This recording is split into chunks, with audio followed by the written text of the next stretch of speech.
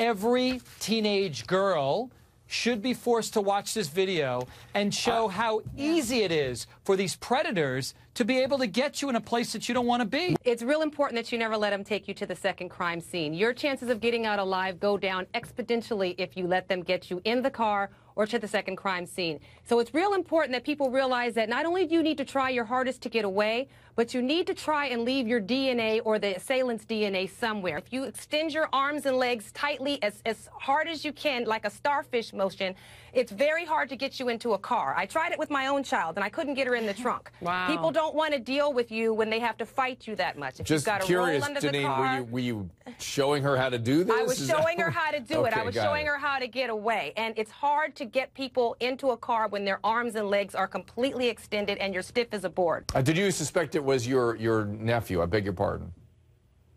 I did. And did you call the police at that point? No, I wouldn't call the police.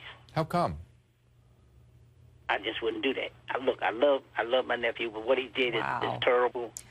And the point is, if I was to speak to him, I would tell him to turn himself in. I understand very clearly the hood etiquette of making sure that you don't snitch on a family member. I do understand that. But for a man, as a man who said that you have grandchildren and you have daughters, I don't understand how you cannot see that if your daughter was in this position and somebody else in that same neighborhood was to see your child, whether or not it's their family, how you do not see that this is important for you to then step up and call. There were multiple records of her reaching out to private and public sources of mental health care and financial care, and she was denied all of them. Well, that always makes me suspect, Wendy. I worry that, A, there is not adequate resources, but I also worry that people aren't taking advantage of what's there. She didn't have the ability to even understand the system or how to take advantage of it. This is a woman suffering from mental illness. Let me tell you, I have a PhD, and I worked so hard to get services for my daughter that's a little bit in the spectrum,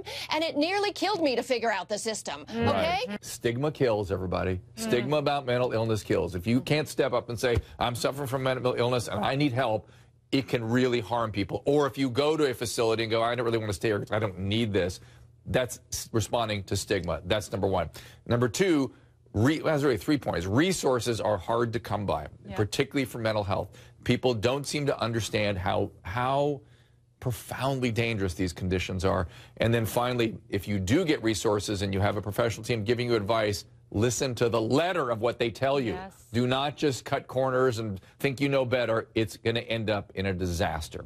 From joining a cheerleading team at the age of 38 to sleeping with a 15-year-old to using emoticons, she's clearly socially, developmentally immature. I mean, some people would call it a midlife crisis, and some people would just call her a cougar. I'm arguing she's sick. She needs help. She needs counseling. She was probably molested as a child herself. She was probably abused. The old me would have been like, please abuse me. The new me knows that studies show that teenagers who have these relations with these older women are at greater risk for both drug and alcohol use, depression, anxiety, compulsive eating, all these horrible things, suicide attempts, self-inflicting. You don't want that. Wow. It profoundly affects the brain. For somebody, his brain, as it's developing, is quite plastic, and things like these sorts of intense experiences can change the trajectory of that development. You absolutely have to prioritize your intimacy and your sex in your relationship. I think that having sex in a relationship is pivotal, but 365 days, Dr. Brew, how exhausting.